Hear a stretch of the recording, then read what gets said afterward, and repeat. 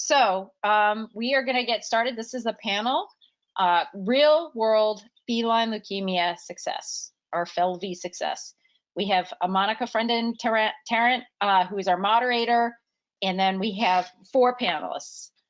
Monica is the Chief Innovation Officer and Feline Lifesaving at Cincinnati Animal CARE with the Joanie Bernard Foundation, and she's helping organizations create the most humane city in the country for cats.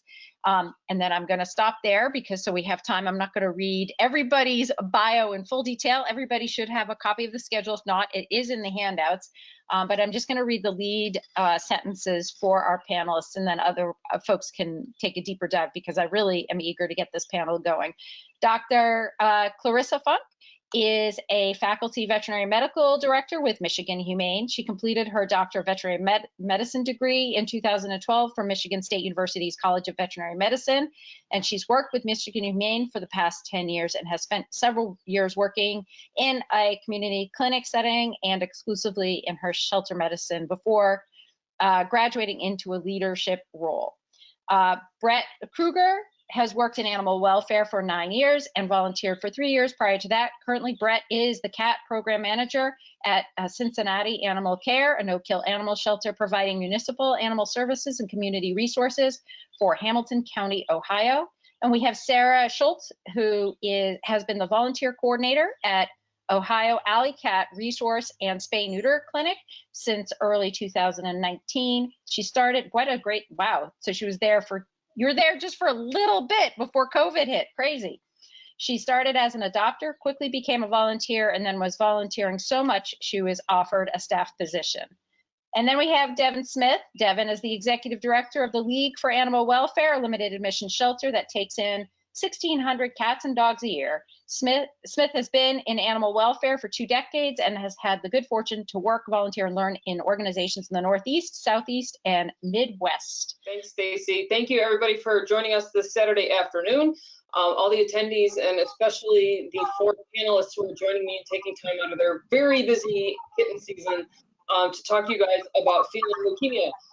So I feel like, you know, I come talk about feline leukemia every feline leukemia day, and it's such a hot topic, and I'm always saying that we have got to get aboard the life-saving train with feline leukemia, and that if you're not aboard, the bus is leaving without you. Shelters all around the country are adopting these cats out. It's really common now to have feline leukemia adoption programs. It's almost the norm. If you don't have it, you're left out. But I feel like a lot of people they hear me say this and they always say, well, it's easier said than done. I have all these roadblocks in front of me. Well, that was in Austin, that was in this big city where you were able to do that. And so I wanted to bring this panel together because these guys really embody feline leukemia life-saving, and they are the ones boots on the ground doing the work right now. And they're all from Midwest shelters. So those of you who have Midwest obstacles, this group of panelists can really speak to that. And we've got organizations from urban areas, and we've got organizations from small rural areas. And so each of them is going to talk a little bit about how they are saving feline leukemia cats in their organization and the challenges that they've come up against and real world solutions that they have found to adopt these cats out. And so I'm just going to jump right into it, and we're all going to talk back and forth as a big fun group here, and we're going to try and get to all of your questions as we go. But think about, you know, real world questions of if you have a challenge, this group here has probably also had it and can give you real advice on how to succeed in the face of that. So I wanted to ask the panelists to start out by asking everybody, when did you start saving feline leukemia cats? Was this a conscious decision? Was something the impetus to start saving them? When did you decide to start out as a group? And whoever wants to start, or we can start with Dr. Funke, you're at the top of my screen. I don't know if you want to go first. We'll make you the brave one. But again, we're just going to have an open discussion and chit chat back and forth. Yeah, so I want to say for us, it was kind of a gradual transition into treating them. It wasn't like a switch flipped and all of a sudden we were doing everything all at once. We started probably a few years before Julie Levy's study came out. I want to say around maybe 2017. We were developing a transfer partner relationship with Luke's Landing, which is a feline leukemia sanctuary. at the time. And that was kind of just us dipping our toes in the water. We knew that we didn't want to euthanize them, but I think anytime you start to dive into life-saving and like a new group of animals that you're not used to treating, you have these like fallacies in your head that maybe they might not be as treatable, or all these obstacles that you've imagined that don't really exist. And after we started working more and more with them, we found that, you know, a lot of the things that we had told ourselves about them not being adoptable or not having a good quality of life and things like that weren't really true. And then we started putting more of them up for adoption here. And then the Julie Levy study came in and just kind of made it, the testing process and all that kind of stuff in our organization easier, because we were doing a lot of stuff with IFAs originally. And now it's pretty routine for us.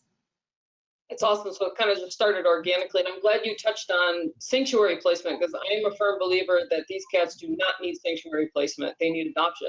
And so super thrilled that you guys have been able to do that. And so Dr. Fink comes to us from one of those big urban cities. She's here in my backyard in Detroit. Brett, you have an interesting perspective as a municipal shelter who is saving these cats. So how did you get started?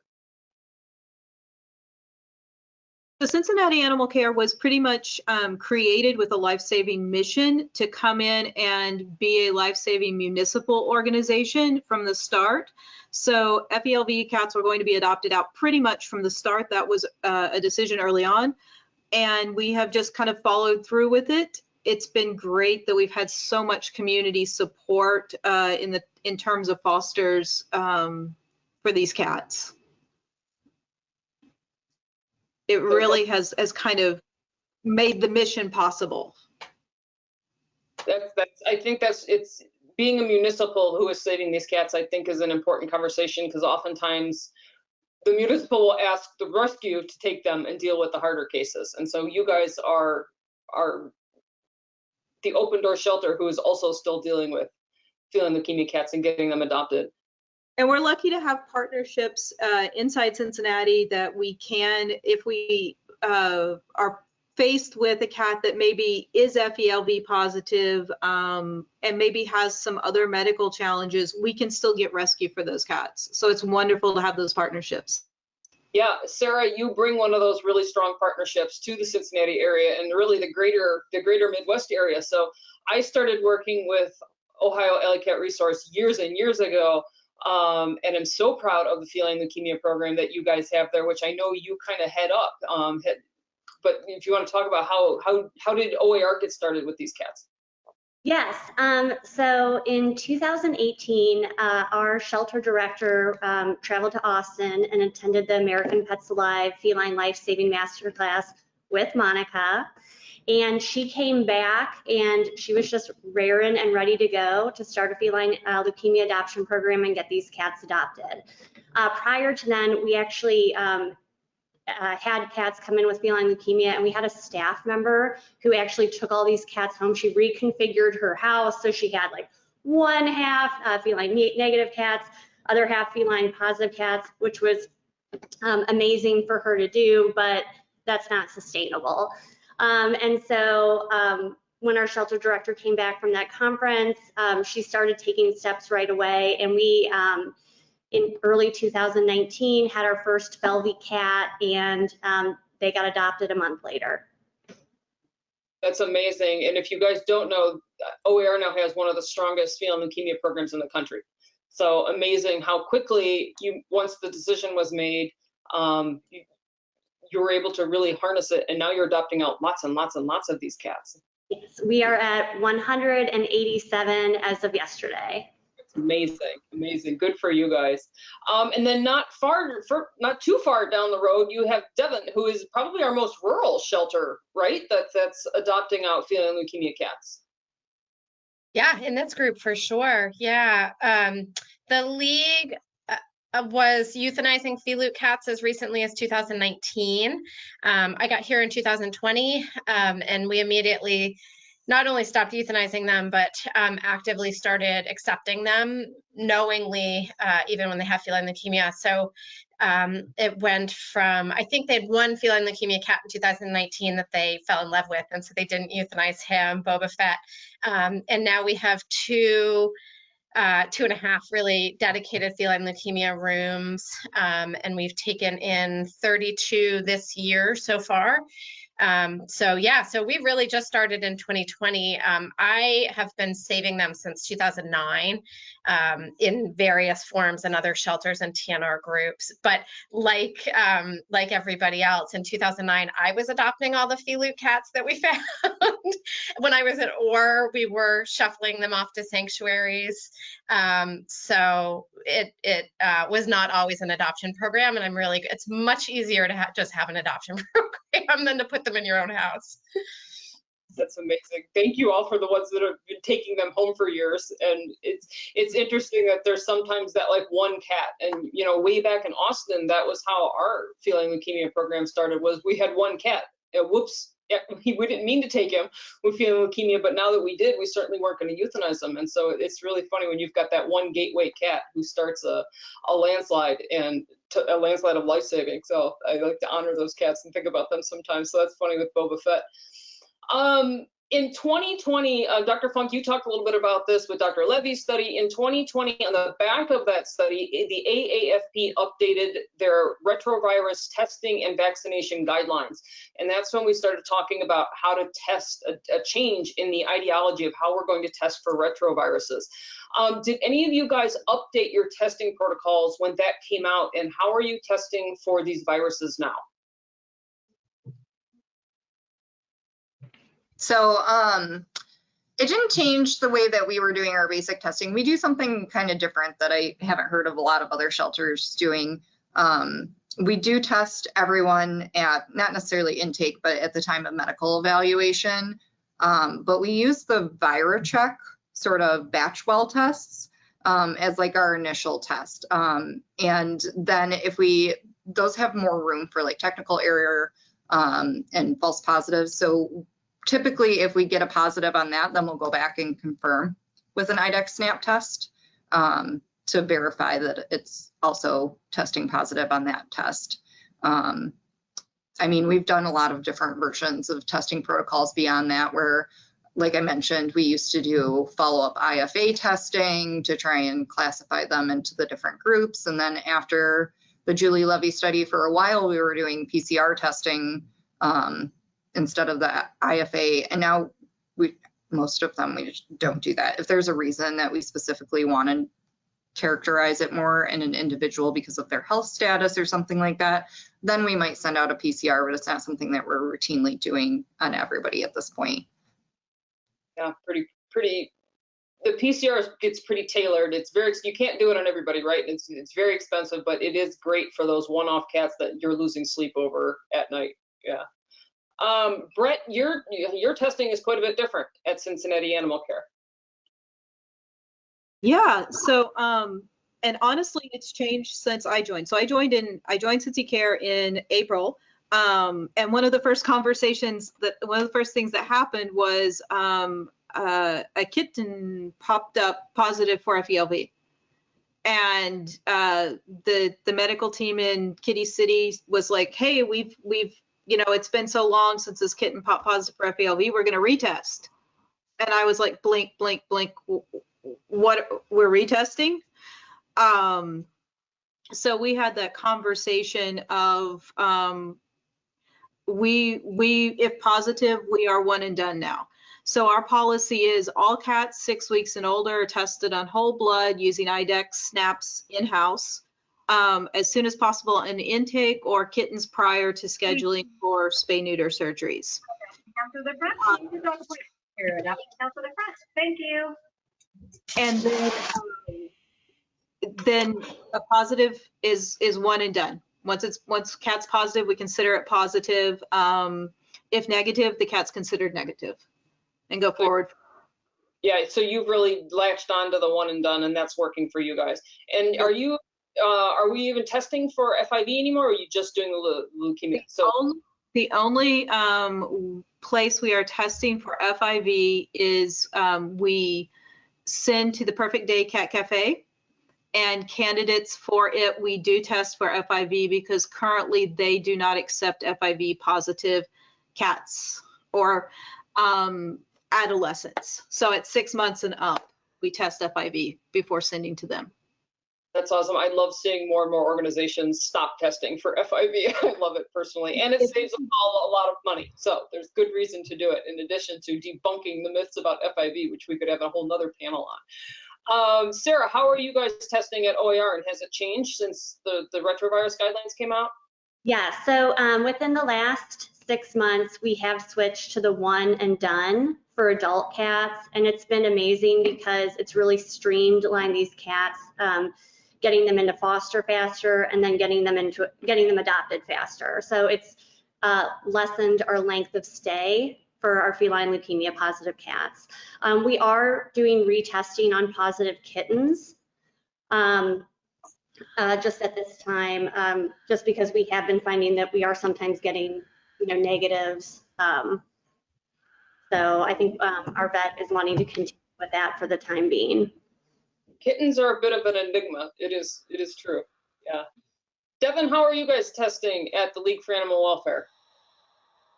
We changed to the one and done this year, thanks to Dr. Levy, and it has been awesome, especially for kittens. So last year in 2021, we were holding and retesting for 3 months. So they went from the super adoptable 8-week-old kitten to the slightly less adoptable 5-month-old kitten. And it has worked wonders. We have had, for some reason this year, we've had bizarre number of kittens where one kitten in the litter will test positive. And so we just said, forget it, it's fine, we'll adopt them out as if they're a feline leukemia cat. And we did that, and they're getting adopted as quickly as non-FeLV kittens. So that is amazing. I'm so glad we stopped the let's retest in 3 months, because length of stay is a lot shorter, and they're getting adopted just as quickly. And then this happened again where we just had one kitten test positive in the litter, and I said, screw it, we're treating it as a non-FeLV cat. There's no way this cat has feline leukemia. And so that one, we'll let the person know that it was a faint FeLuke positive, but we're just treating it. It used to be that we would separate from the litter and put in an individual cage, and now I'm like, nope, just put it in the open room with the rest of the litter, don't worry about it. So we're changing a little bit on that as well. We do still combo test for FIV and feline leukemia, but we're trying to stop that. So we're moving towards a FeLuke only test. Wow, this totally warms my heart. I mean, I know it would warm Dr. Levy's heart and all the researchers who worked so hard on putting that AAFP guideline package together, to hear about how many people are embracing it, and that it's cutting your length of stay down so much, and it's reducing your costs so much, and not to mention just all the emotional labor and stress of holding these cats for months and waiting to see what the blue dot is going to pop up with this week. And you guys are like proving that you can move forward quickly with that one and done, and it's working. And I assume no one has had any, like, other cats are not breaking positive, and you haven't, all the cats in the shelter don't now have feline leukemia, and all the things that we are afraid of happening have not happened at any of your organizations. Did any of you get any pushback when you changed testing? Particularly Brett, you quit testing for FIV entirely. Did you get any pushback from the veterinary community or rescues or anybody in the community that, wants more testing or expects the shelter to run a complete battery and give them a black or white yes or no answer? Did any of you guys receive pushback when you changed this testing guideline? I don't know that we've gotten pushback from any place except our Cat Cafe partner, and that's coming through other rescues also have cats at this cafe.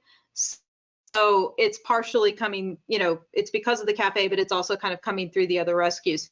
And I think that's just an education piece we need to do. There is no reason we can't have FIV positives at the cafe. I am going to throw back to my previous experience. I've been co-housing FIVs and non-FIVs for 6 years now at other shelters.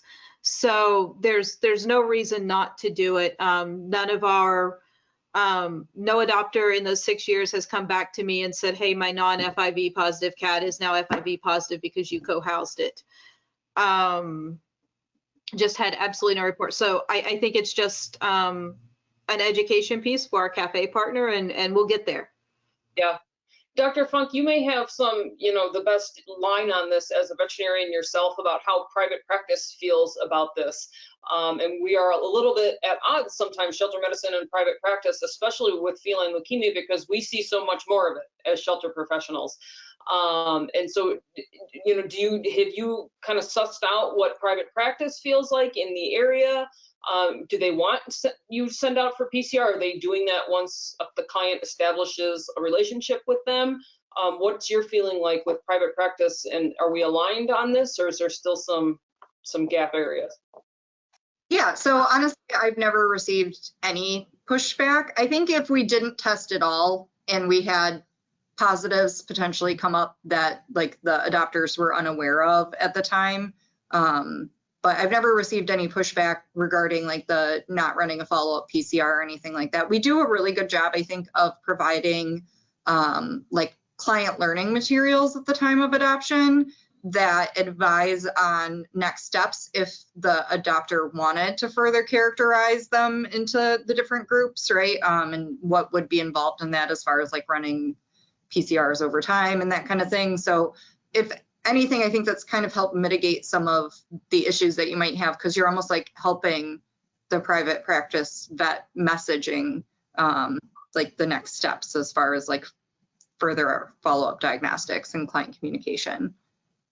Yeah, Sarah and Devon, you do the same kind of thing where are you educating the adopter at the time of, when the adoption goes through, here's any next steps that you would take, and talk to your private vet about this, or how do you handle it so that you're not getting pushback, or maybe you are? So we're a little unique because we work for our feline leukemia cat adoptions. We do have a special adoption contract, and we work with a private vet who, if these adopters use that vet, then actually covers any medical after adoption that's feline leukemia related. So we're lucky in that sense because we have a vet who's that we work with. She's super knowledgeable with feline leukemia care, and she's also super committed to these cats. We do suggest that they immediately schedule an appointment, and her office actually reaches out. We send paperwork over to her right after the adoption, and then her office immediately reaches out to the adopters about scheduling a new client appointment. Yeah.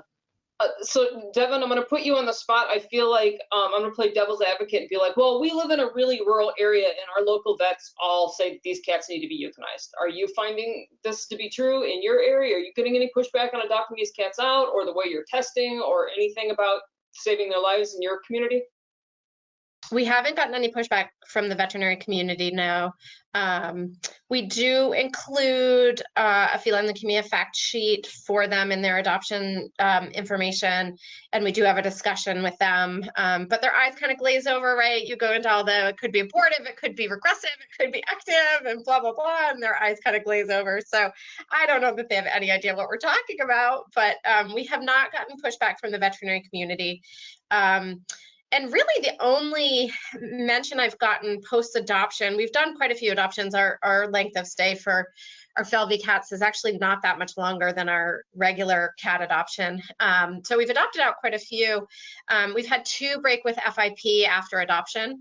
And so I have had conversations with vets about FIP, but not feline leukemia. Nobody's even asking. That's amazing. What progress we have made on feline leukemia in this country. I mean, truly, look how long it took us to make progress on FIV, and we're still struggling with that in some areas. But look how far we have come as an industry with feline leukemia. That is amazing to hear that all of you guys are like, no, we've got them. Everybody's copacetic with the feline leukemia cats out in the world, and the shelter and private practice are working well together. That is like, man, that makes my day to hear that. Okay, question for all of you. What are some of the biggest challenges you faced when embarking on this? What are some of the biggest challenges in saving these cats and getting them into a live outcome? For me, it's just been sort of the things that we create in our head, like and unteaching us these things that we've said, where we give ourselves reasons why we couldn't have done things in the past. You know, these cats are going to have short lifespans. You don't want to break an adopter's heart by getting them attached to something that's just going to pass away. You know, these cats are going to have really, really long lengths of stay, and they're going to be here for years, and we are essentially going to turn into a sanctuary for them. And then as you move along, you just find out that those things aren't true, right? It's just reasons that we gave ourselves in the past that it wasn't going to work. So it's just kind of breaking down those barriers in your own head. And if these are things that have been said within your organization, kind of growing everybody together so that they can all see that it's not true. Yeah, that's so true. It reminds, you know, we did a study with Maddie's fund where we were trying to prove essentially what you're saying, that adopters do want these cats. They are happy with these cats. And, you know, back in the day, I coined the term FeLV fever, because these adopters would come back and adopt a leukemia positive cat over and over and over again. And it kind of defeats that terrible voice inside our head that no one's going to adopt these cats. Who would sign up to adopt a cat that they know is going to die? Who? Well, it turns out 84% of people said, knowing what they know now, they'd come back and do it again. Right? And so that's fantastic. Yeah, defeating all those voices in our heads where we're afraid of a negative outcome, and so we're afraid to try. Yeah, that's awesome. What about the rest of you guys? What are your biggest challenges on these guys? For us, it was just working with our private vet and just making sure we were making things as easy as possible for their staff to know what we do, services that we do cover with this contract and services that we don't, and just being really diligent about looking over that bill that we get each month. Because kind of Devon alluded to this, but you know, when people are adopting a cat, it's like information overload, and especially when you're adopting a cat that might be special needs, it's just like, that's a lot of information, especially if you haven't heard it before. So, you know, there were times where we're looking over the charges and we're like, wait, we're not going to cover a carrier, or we're not going to cover a rabies vaccination. So with us, it's just, you know, having that open dialogue with that partnership that we're so grateful to, because we wouldn't be able to have such a robust FeLV adoption program without them. Do you think that your adoption success is in part due to providing that ongoing medical care? Oh, absolutely. I do, absolutely. And that was our main thing with that, was that we didn't want to deter an adoption. So if someone falls in love with these cats, but also just being open and honest with them that, you know, it's possible that this cat could live, you know, they could have a more regular cat life expectancy, or it's possible that they only live 6 months or even less. And so I think, you know, for those adopters who do fall in love with them, maybe the ones who can't, you know, afford what could maybe be, you know, additional vet care with these cats that could be more likely to get sick, or needing to routinely go to the vets more than maybe a feline leukemia negative cat, that kind of took the pressure off, that, you know, they are providing, you know, all the love that this cat needs, but we're kind of providing that medical support if needed, because our main goal is to get these cats into great homes. Yeah, for those of you who are on the call wondering like, oh man, we could never afford that. That sounds great, but we would never be able to do that. We kind of studied this in Austin, and it was somewhere between $30 and $200 per cat was the cost, our cost, to provide in-house lifelong care, including end-of-life care when it was time. So not that huge. And Sarah, I don't want to put you on the spot and ask you if you've calculated your number yet, but I'm assuming it's not astronomical, or it wouldn't be sustainable, right? Correct. And I think with us, what we just needed to be mindful of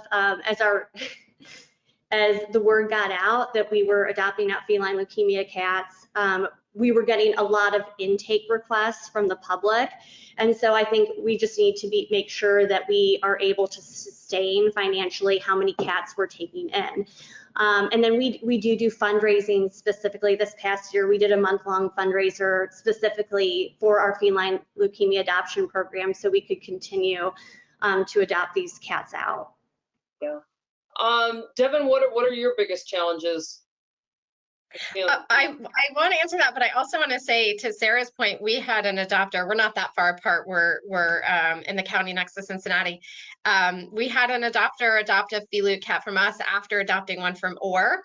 And she said to me, "Well, do you cover all of the vet care?" I was like, "Darn you, Orr!" So, and we did back in 2021. We did kind of mimic Orr's program, where we did cover post-adoption vet care related to feline leukemia. We did end up stopping that because of the cost. We wanted to be able to do a lot of cats, and so we were concerned about the cost on that. So this is sort of a trial year to see, can we adopt out as many without that additional benefit? But to Sarah's point, it was a selling point for that family for sure. They weren't going to adopt without that care. So it's something that we've thought a lot about. I would say, to Brett's point, we struggle, a lot of our adoptions are off-site adoptions. So we struggle with partners that won't house feline leukemia cats for us, even if they're in single cages.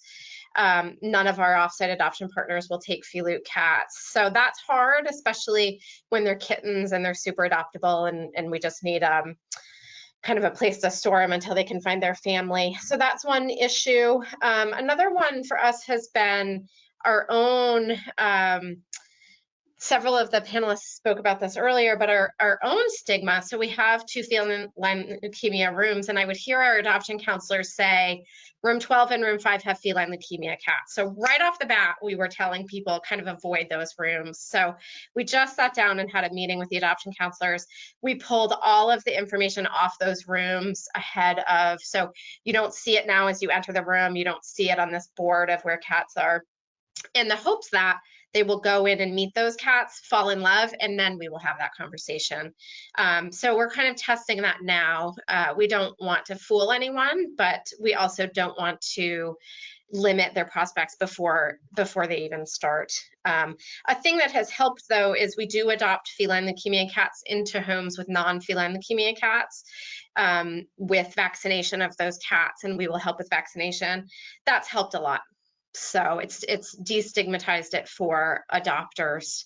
We haven't combined them in our own shelter in rooms, but we are doing that for adopters. So I think that has helped too. I love that you mentioned, Devon, if anybody who is listening has taken any of my adoption courses, you hear me talk a lot about stop sign language and avoiding it and getting rid of it in the shelter. And stop sign language is anything on the cat's cage or kennel or their room which says, stop considering me for adoption before you've even met me. So yeah, glaring big FeLV sign. You know, people don't know what that is, but it sounds scary, and these cats are quarantined. I'm just gonna move on to the next room. So I love that you guys have embraced that. Yeah, come on in and meet them and fall in love with them. And we're certainly going to tell you what they have. But you know, and I use a terrible punny example for this, of like, you don't tell a first date all of your bad parts, right? Or your special needs or your challenges. You find that once you like me a little bit, and then you're willing to put up with my bad habits and whatnot, right? I don't lead with, here's my name is Monica, and here are all the things I have wrong with me. You're gonna get to know me a little bit first, and then hopefully still take me home if those are something that you can work with, right? So I love that you've embraced that for leukemia cats. What about you, Brett? What are your biggest challenges with feline leukemia cats at the municipal shelter? I would say our biggest challenge is the challenge of any municipal shelter. It's space, right? You know, it is so easy for us to have 20, 30 cats come in one day. If we have a feline leukemia cat who is taking, you know, even a couple of days length of stay on average over our normal cats, that's a space issue for us. We need to turn our space over as quickly as possible. So it comes down to basically space is one of our big challenges. And so we've had amazing foster support. So having that amazing foster support has really helped us be able to kind of rotate out the feline leukemia cats, maybe send them to foster when we're tight on space, bring them back when we're not. So really quickly, since you mentioned foster, this is a good question for everybody to weigh in on. I know you can all of your organizations allow these cats to go to foster. What are the requirements for your foster homes when you send a feline leukemia cat to foster? So we ask folks to keep them separate from their resident pets, but at the same time, we ask almost any animal to be kept separate from your resident pets, cat, dog, kittens, regardless, FeLV status. So that's really our only requirement. I would agree with that. That's the same requirement we have, that we ask that they keep them separate from resident pets. But like, I think in reality that doesn't happen a lot of the time. Foster don't always listen to you?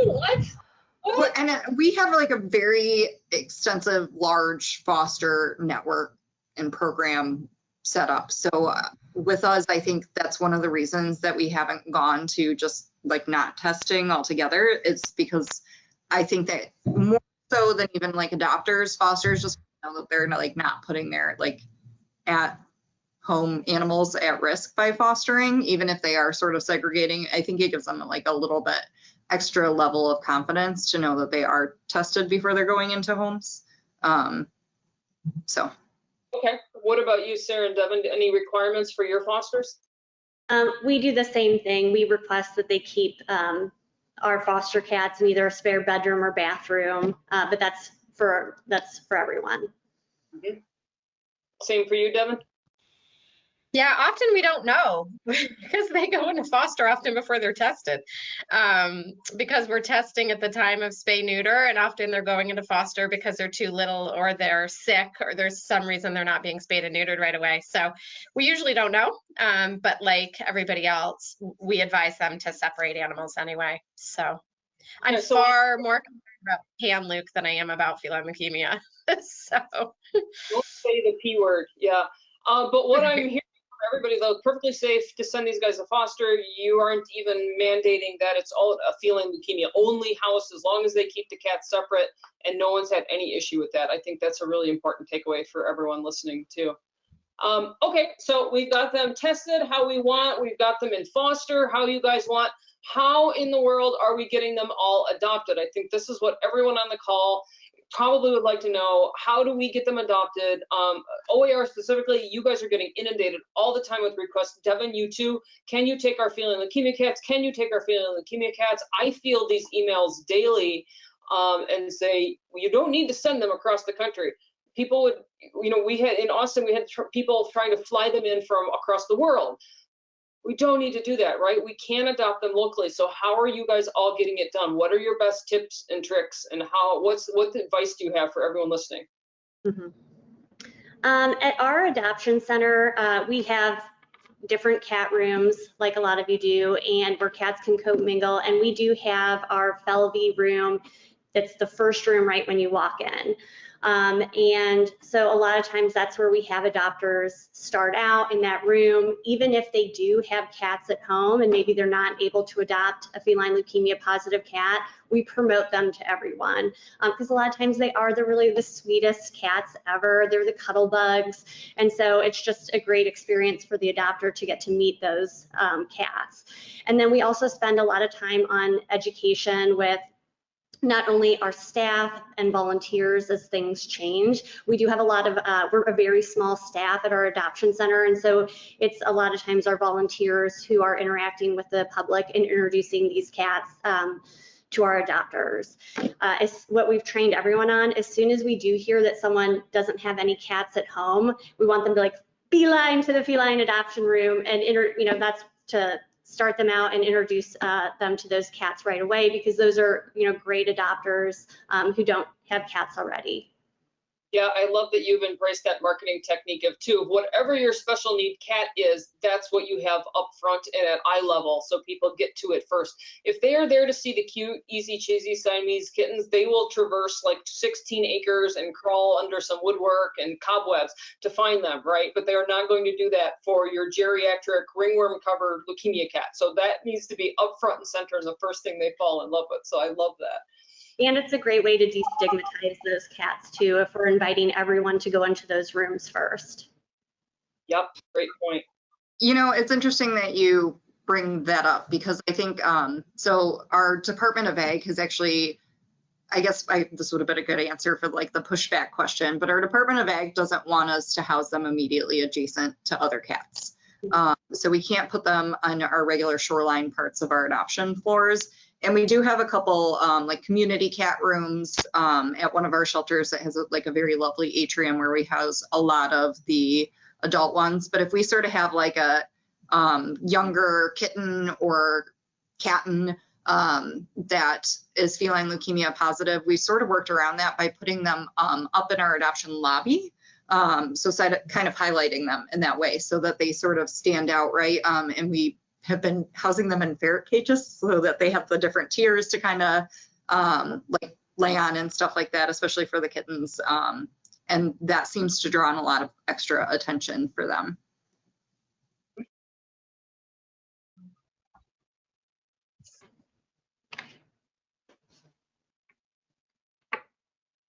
All right, Brett or Devon, your tips on adopting these guys out. I'm with Sarah. They adopt themselves out. They go as fast as any other cat. The really social ones fly out the door. The kittens fly out the door. The less social ones stay with us for a little bit longer, but they would have anyway. So we don't do anything special. We just let them sell themselves. We have, Monica, you saw the cat. We ended up with 15 cats from a hoarding situation, all with feline leukemia unexpectedly. So they, and they're all orange. They're all orange tabbies. And so we have this room with 7 or 8 of them in there, and they're like in your face social cats. And so they just sell themselves. We don't need to do anything special. But like I said, I talk to the staff constantly about not making it a big deal. I love your stop sign language, lingo. I talk to them constantly. Anytime I hear them say anything that sounds like stop sign language, I'm like, don't do that. So that's huge. We also on social media, anytime, I know it's very confusing even for our staff to understand where we are in feline leukemia research and all of these different stages of infection. So I highlight on social media all the time when we've had a cat who initially tested positive and then is negative. So I highlight that all the time so people can understand, you know, these are the consequences of this test, so don't panic about it. Yeah, but we really don't have to do anything special. I mean, we don't market them. And again, so I did the math. Our length of stay for feline leukemia kitties is only 3 days longer than our length of stay for all of our other cats. So, yeah. Wow. Brett, do you have anything to add? And then I have some more thoughts I want to throw in too. Basically that I think the big thing to come out of this is just be honest. Admit what we don't know. There's so much about the progression of the disease that we're not going to be able to predict or know. So let adopters know that, but also be positive. Talk up the individual points of, you know, the good points of each individual cat. Get people to meet them as individuals, and don't be afraid to make the asks. We have placed, I guess that's jumping questions, but we have placed working FeLV positive cats into the right situations. Don't let our preconceived ideas limit where we can place them. Yeah, I love that. That's a really good point, that there might be some questions later on about too, is adopting these guys out as working cats when traditional placement is not an option. And that is something that we can talk about too. But what I loved about this adoption question was what I heard from all 4 of you was basically, we let these cats sell themselves. All we do is make them available and make them seen and make them visible, and people want them. Mm-hmm. That's kind of what you all said, is like, well, people just want them and we let them see them and fall in love with them, and they kind of do the work themselves, which is amazing. And so Devon, you talked a little bit about social media, and I know all of you are promoting these cats on social media, right? You're saying this cat has feline leukemia, and this is what it is, and yes, they're still lovable and adoptable, and talking about the good work you all do, right? I hear a lot of times like, we're afraid to mention it. We don't really want to put it out there on Facebook because we're afraid that somebody's going to get upset with us. I am a big advocate of really shouting from the mountains the good work that you're doing, and that we are saving all the animals, even the ones that are hard, even the ones that somebody may have something weird to think about or some myth stuck in their head about. So I think that you guys have taught that lesson too, of show the cats, don't hide them in the back, people want them. And you guys have just flat out come out and said, we're not really doing that much, let's just let people see them and touch them and fall in love with them. And especially feline leukemia is a virus of lovers. It's FeLV, where it's a virus of fighting, right? So these really are the most snuggly, loving, outgoing, affectionate cats. That's how they got feline leukemia. There's too much loving going on. So yeah, let people fall in love with them and showcase them, put them up front. Do you guys waive adoption fees for them? Do you have a normal adoption fee? What do you do about adoption fees? We're waived, I believe. Mhm. Most of them have normal adoption fees. Sometimes if we're running like a special, like sometimes we'll, if not that they really do have an increased length of stay, a little bit, animals that we are trying to like highlight as harder to move, if we're running a special like that, they might get a reduced or cleared adoption fee, but not as practice. We had been waiving adoption fees up until earlier this year, when we kind of revisited and streamlined all the medical care that we were providing for these cats. And we decided that that was not something that we needed to do anymore. Our adopters, want to adopt these cats, and they're happy to, pay that fee. We did have a lot of times too, even though the fee was waived, the adopters were, making a donation then that was the fee. So, it's something that we did, recently get rid of. Okay, Devon, what about you? Yeah, in 2021, they were part of our None Left Behind program, which is where we waive the fee and we cover medical care related to the condition. And in 2022, we stopped that and we just treat it like a normal adoption, to the point of, let's not stigmatize these cats in any way. We were like, well, I mean, they're getting adopted at the same rate, so there's no need for us to call attention to the fact that there's something different here. So yeah, we stopped it. We just do a totally normal adoption. The only thing they have is a health disclosure that says, we told you the cat has feline leukemia. Wow. So one of my questions to all of you guys is like, what's some of the most surprising things that you learned when you went down this path of saving feline leukemia cats? And like, this surprises me that you're all going like, oh, we charge a normal adoption fee, people pay it and they still move. That's amazing. I'm so impressed with that. Look at the progress we've made on this virus, where people are like, yeah, I'll pay full price for that leukemia positive cat. That's amazing. Good for you guys. And I love that you made me think, Devon, that yeah, maybe we shouldn't be stigmatizing these guys by waiving an adoption fee. You may be right. Food for thought. But we talked a little bit about, Sarah, you may be able to speak to this really intimately, because you're the volunteer coordinator, right, for OAR. What are your volunteer and donor programs support like for your feline leukemia programs? Like we keep talking like the medical expense of these guys and waiving adoption fees. Do you have do your volunteers like this program? Do you have donors who support this program? How can we, if I want to start a feline leukemia program, I don't have any money and I can't hire anybody else. Do you have strong support for this? Is there no one? What's it like? Yes, to first answer your last question, if someone's looking to start adopting these cats out, I'm a firm believer in small successes and starting small. So just starting with that one cat. And then, every time you adopt another cat out, you're saving a life, you're making a difference. I think sometimes we can get overwhelmed by the larger picture of all these goals that we want to have and all these lives we want to save. But I do, starting small, building your program makes a big difference. What surprised us when we first started the program was how fast these cats got adopted. We didn't, there was a lot that was unknown at the time, but having our first one only be with us for 33 days, and they weren't even available during that full 33-day period, just because they were dealing with some other health issues when they came in.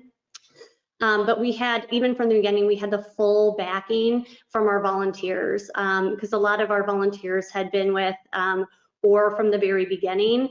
And so they were with us when, FeLV cats were a stigma, and they were a voice for, getting those cats adopted. And so it kind of made sense that feline leukemia cats were the next cats that we could help educate the public about and educate our volunteers about. But I do include it in the new volunteer orientation. I talk about our feline leukemia adoption program. I talk about what we do, what we don't do, just because I think it's important that even if these volunteers are not going to be public facing, that they know that they're educated about these cats, and they're not, you know, scared to go in that room, or, you know, they know we don't have any additional protocols for going in that room, just because a lot of times people are still relying on knowledge that was maybe true even 5 or 10 years ago with these cats. Dr. Funke, you're probably the biggest shelter on the call too at Michigan Humane. Do you feel like you've got volunteer and donor support for these cats? Yeah, I mean, we don't have a lack of it. I don't know that the volunteers really have an opinion on it one way or another. We have a couple donors that are very big supporters of it, that have really helped kind of like move this program forward. Yeah, that was my experience too, and I would love to know if Brett and Devon, you had the same kind of experience of once someone falls in love with a feline leukemia cat and they learn what the reality for that cat might have been in another shelter in the country, they become really vocal and advocates for these cats, including oftentimes becoming large and significant donors. Have you guys seen that too, Devon or Brett? I've definitely seen repeat FeLV adopters, to the point where I had someone, I made the ask at a previous shelter for 3 FeLV cats that one of them was significantly shyer than the other 2, and I don't generally like the idea of bonding cats if it's going to slow them down, and then you bond 3 FeLV positives together,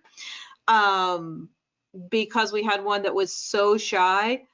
And yet we had someone approach us the day we made them available, and it was like, I was looking for FeLV, multiple FeLV cats because mine just passed, that I adopted from you previously.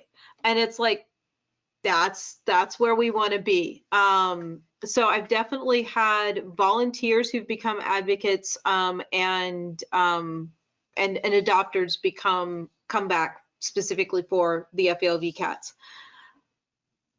I think that you touched on a really good point too. If people want these cats and they go looking for them, so make it very easy for your leukemia adopters to find them. If they're on your website, make sure that they can filter by leukemia positive cats, and, you know, make it easy for those wonderful humans who want to adopt 3 feline leukemia cats to be able to find them on your website and come get them. Devon, what kind of support? Do you have good support for this program? Yeah, you know, I hadn't really thought about it until you just asked that. I've only been here for a year and a half, and I've gotten pushback on a lot of changes I've made, but that's not one of them, strangely. And I think for the same reason that adoptions have been easy, they're just these we've had these really amazing social Felu cats here. And so everyone's favorite room is room 12 with these orange tabby Felu cats, because they're a riot. They're so funny. So yeah, I don't remember if Dr. Funke or Brett said it, but we don't not have support. It's like it went over without mention, but we have had multiple folks adopt a feline leukemia cat and then come back. So that's really great. Yeah.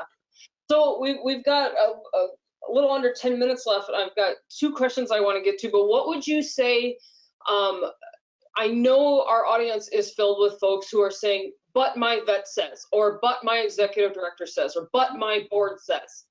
What would you say? What would you say to these folks if you wanted to?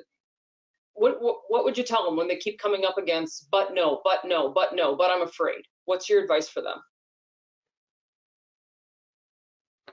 I think that they're really falling behind the times. I think Stacy said it. If you're not on the bus, you're way behind at this point. So shame, is public shame an answer? That would be really what I would rely on. Most shelters are at least saving feline leukemia cats, if not adopting them out through regular programs. And you just got to get with the program at this point. It's very true. No executive director wants to hear that we are the shelter being left behind, and the other ones on all the national calls are making fun of us. No one wants to hear that, right? What else? What do you guys think? What would you say for the naysaying boards and EDs and directors out there? Find the right people, you know, just find your colleagues and point to them and say, so-and-so started this program here, so-and-so started that program there, this other program here. And again, it gets back to, it's a little bit softer than public shaming, right? You're pointing to the success stories, and you're not leading with, we don't. You're leading with, they did, and it's a success. They did, and it's a success. And the next logical step is, well, we should. And then I would just say too, there's a lot of great resources out there now with current research, but just through APA, American Pets Alive, Maddie's Fund. And so I think pointing them in that direction of where the current research is, and I think it starts with education. And that work's been done for us. So thanks, Dr. Levy. I think sometimes getting people to explore their own belief symptoms, the best way to do that is by asking kind of probing questions, which forces them to kind of go down their own rabbit hole of knowledge. Like, the resources are out there, right? But you know, if you ask someone to support their opinion with evidence and they have to then find that like the evidence doesn't support their opinion, that's to me the easiest way to get someone to see your point, kind of puts them off their opposition viewpoints. Yeah, Dr. Funke, my usual response when I hear "but my vet said" is to say, print out all of the local or all the most recent research and take it to your veterinarian and say, would you please review all of this, you know, and maybe can we discuss? Is that your advice too? Would you recommend that if we've got a vet that isn't on board with the saving of feline leukemia cats, ask them to look at all this research? Yeah, I mean, when you look at all the successful programs that are out there and all the research that exists now, and especially when you have like an AAFP guideline or something along those lines where it's, you know, a pretty high tier of evidence at that point, I think that's the easiest way to bring people over to the other side. Yeah. Okay, so I want to close with a feel-good question from everybody, and I would love to know, what has been your biggest feline leukemia success story? Is there that one cat that just, you know, tugs at your heartstrings and you always remember? Is it like, man, we adopted our very first one and I never thought we would get here, or we adopted out 100 this year, or what's your biggest success story with feline leukemia? When we first started kind of foraying into treating them, we had a litter of kittens, and we were just starting our neonatal program at the same time. So they had kind of been raised up as like pretty sickly neonates in the beginning, and they like really rebounded from that. And then they ended up coming up feline leukemia positive, probably why they were anemic in the beginning. And that was still when we didn't have really straightforward testing. So I remember like we retested these kittens and followed them for like a long time. It was right before Julie Levy studies, and they like ping-ponged, right? Like with all these discordant test results. And we were like, oh my God, what do we do with these? And finally we just got so frustrated. We just said, oh, we're just putting them up for adoption. And they got adopted like within 2 days. And we had been making them sit in the back for like 2 months. Like, why did we do that? Like, and it just makes me really happy to know that they're all out there living their best lives now. I love that. That's really embodies, like, people don't necessarily need the black and white answers that we are so desperate to get our hands on with all this testing, and people seem to be okay with. We don't really know. Still want the cat? Apparently, yes, they do, right? That's awesome. I love that story. All right, who wants to go next? Mine would just be our adopters that keep coming back to adopt our feline leukemia positive cats. And just, we had one adopter within this past year. He adopted one, then wanted to get a friend for him. While he was there, he noticed, he found one that would be perfect. And then we had another opportunity for a hospice situation, foster hospice for one of our feline leukemia positive cats. And he was like, well, I can't just leave her. So he took all 3 of them in, sent lots of photos of them being cuddle bugs together. 2 of them have since passed away, and then he came back and adopted 2 more feline leukemia positive cats. And he always just communicates that this, you know, it's his honor to, you know, adopt these cats and have, you know, provide them with a loving home. And that's what we hear from our adopters. It's just, even if they knew that these cats would live like X amount of time, they wouldn't do anything different. That's how much these cats mean to them. I absolutely love that. That so embodies, you know, what we've seen anecdotally for so many years, that people want to be heroes and they want to do good work and they want to take home the underdog and they want to feel needed and like they've done a good deed. And so we're allowing them to do that, and it's working. It's working for us. I love that. I would say ours, there's kind of two. One is the fact that we will place and have placed FeLV cats outside. I think that's a win for us because we're not left wondering what to do with these FeLV positive cats. And it's a win for the ones that don't want to be in the shelter, that don't want that close human contact. So we have identified farms, barns where they're going to be the only cats working in that area, and placed kitties in those positions. The other one is Parker, and we just adopted out Parker, and Parker was behaviorally a very special boy. So Parker's length of stay was totally his own fault. He is super playful, and he's one of those cats that he wants to play, and then if you start playing with him, he's like, oh, game on, we're going to play hard. And there it goes. It just escalates from there.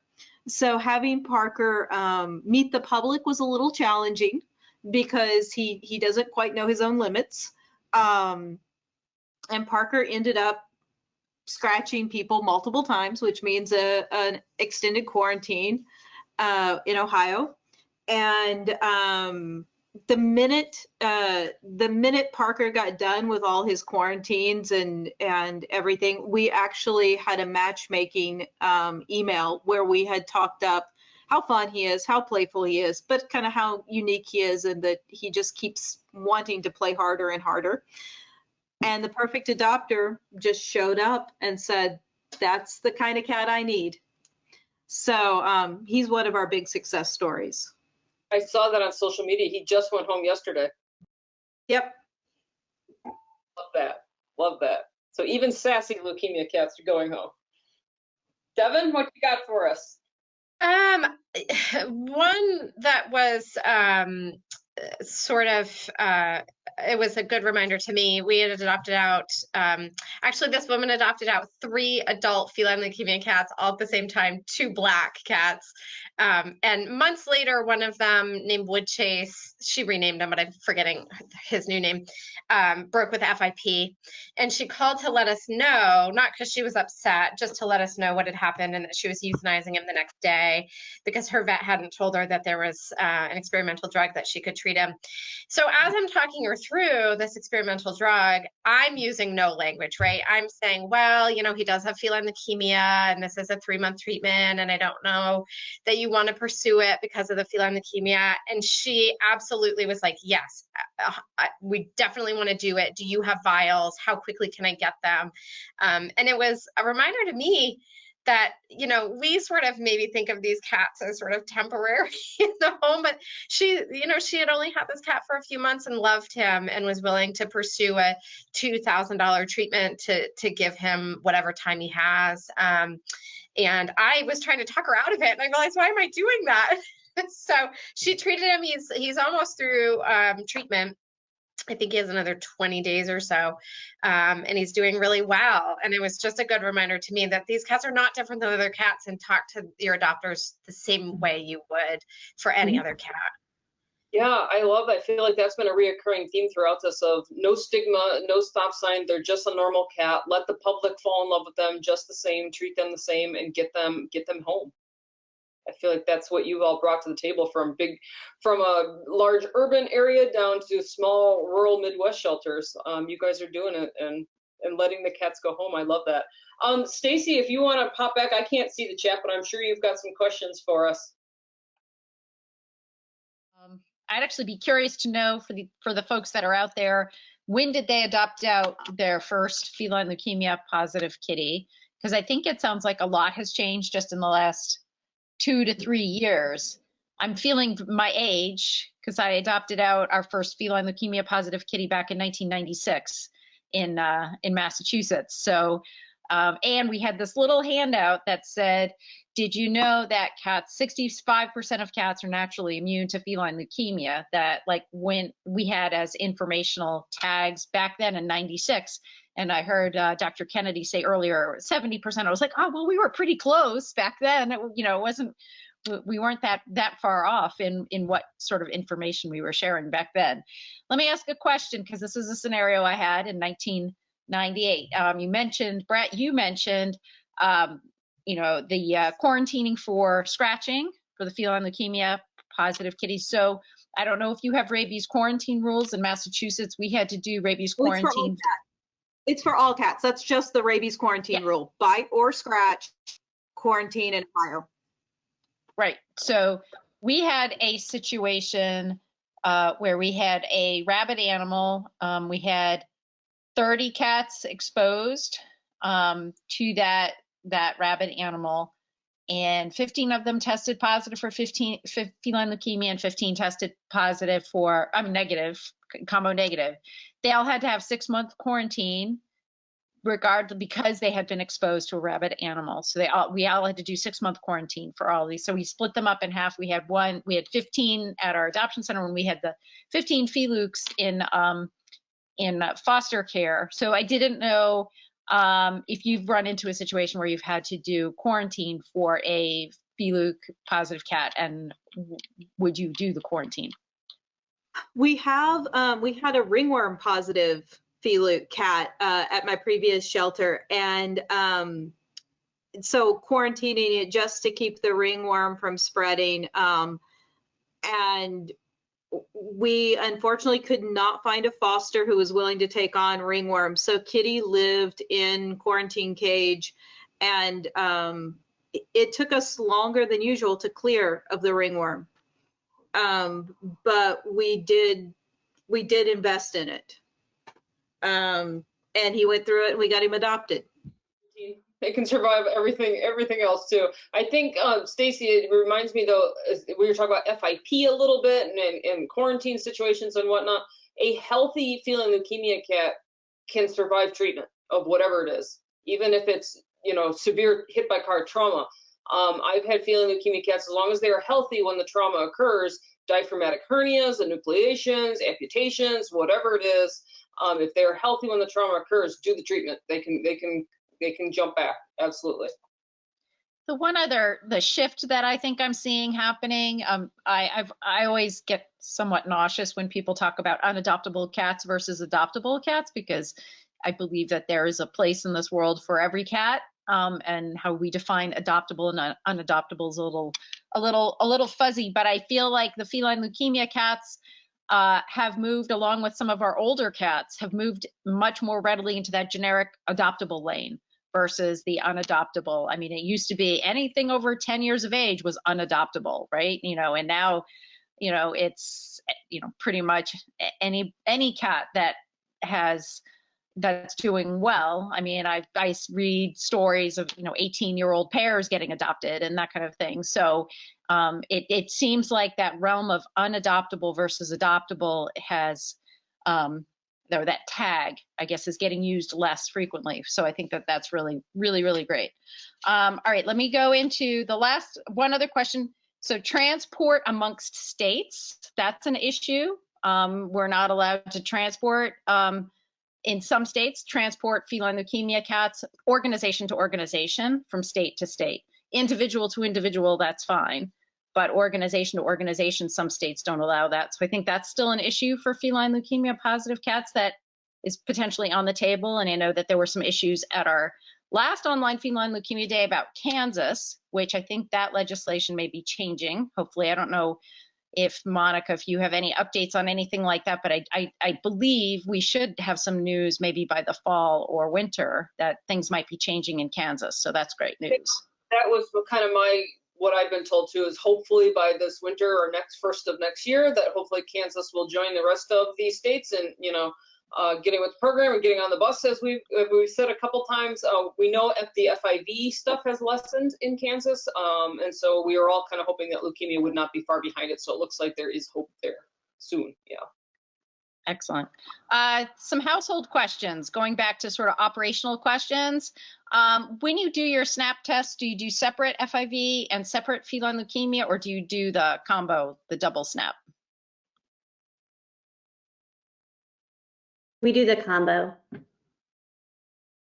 We do the combo. As I mentioned, we have a separate well test that we do prior to the SNAP and only SNAP positive. So not everybody's getting FIV tested routinely, but if we're snapping for FeLV, we'll snap for FIV as well.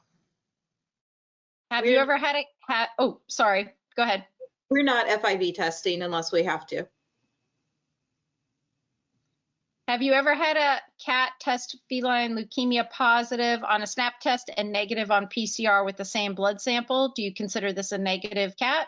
What about testing negative on SNAP and then positive on PCR with the same blood sample? As I mentioned, we had that litter that did every possible combination multiple times. I think we tested them probably 8 times over a 2-month period with like a combination of PCR, IFA, and SNAPs every time. And every time it was a different combination. Some of them were completely negative and positive on both the next time and went back to negative on both. Some of them were like flipping, flopping between the categories. Like it would have looked like a giant zigzag all over if you tried to graph it. So this is the discordant cat. This is exactly it. And they can test any combination that's possible throughout all the testing schemes that there are. And that's a discordant cat, and that's up to 25% of cats in the world. So yes, it's possible. Yes, we've all seen it. This is why we like the one and done testing approach in 99% of cats, because it is a rabbit hole of non-answers and money spent. And it is any test. I can't let a conference go by without saying this. Any test is a snapshot of what is happening in the cat that day. It may not match tomorrow's test. Even if it's the same test, the same blood sample, it may not match tomorrow's test. Yeah, to Monica's point, it's interesting to hear you say 25%. In our population, it was higher when we were multiple testing. I feel like it's really common. Yep, So common. we may have just gotten lucky, but it happened to us all the time. I love one and done. I was so grateful. Good. Yep. And then, so all the money saved, you put it in your spay-neuter fund. Well, and what is the very best way to eradicate FIV and leukemia from the world? Spay and neuter. So exactly. Yep. Hallelujah. More snipping. Exactly. All right. So we have here a comment from one of our audience, Donna. She would like to mention that on Long Island, New York, there is 0 feline adoption policies in every municipal shelter, even in private ones. We're hard pressed to find a rescue shelter to even take FIV positive cats. This is happening in 2022 in an island that has many superior beach destinations.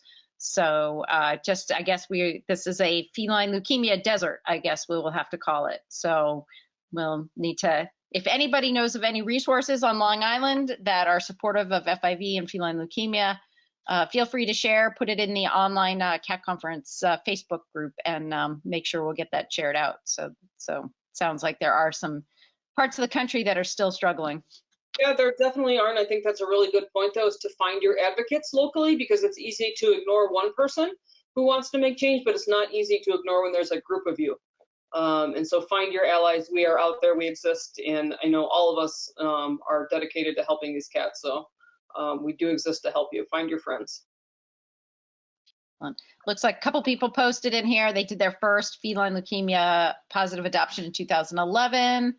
Another one said about 10 to 12 years ago, 2017.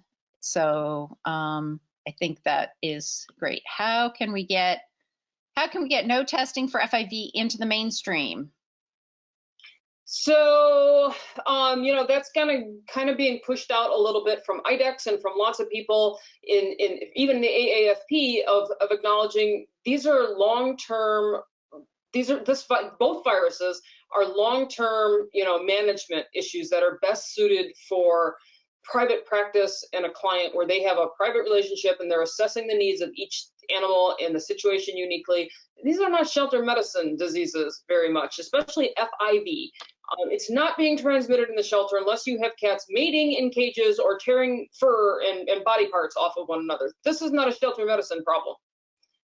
If you want to know about that, so it's not being spread in the shelter. So if that's something that you're curious as, or you want, you know, that's between you and your private veterinarian. It's not a shelter medicine concern. And so it's shifting that way, and that's part of what the AAFP guidelines have also helped push out about. We need to turn and burn these cats as quickly as possible. And so it's not a shelter medicine issue. It's not affecting their stay. It's not affecting their outcome or their care with us. Then this is something that should be taken care of with your private DVM. This is going to be our last question before we go over to the next presentation. We've had adopters who want us to retest and push back against one and done. I feel like they want the cat to not be sick. Anybody have any comments on that? I really don't like the language that just because a cat has FeLV, it's sick. We are not adopting out sick cats. Just because you test positive for FeLV doesn't mean you're symptomatic, doesn't mean you're sick. So I think that's one of those education conversations that you have to have. And as it has been proved over and over again, one test doesn't define the cat. So again, it's an education piece. But yes, we do hear that quite a bit. Those cats, I have heard that throughout my career. Those cats are sick. No, we're not adopting out sick cats. And what about that requesting a second test? Do you just push back and just say that's not something we offer?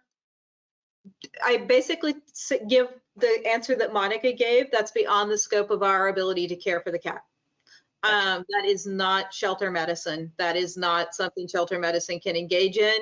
You know, we've done, in this case, one test. This is what we can provide.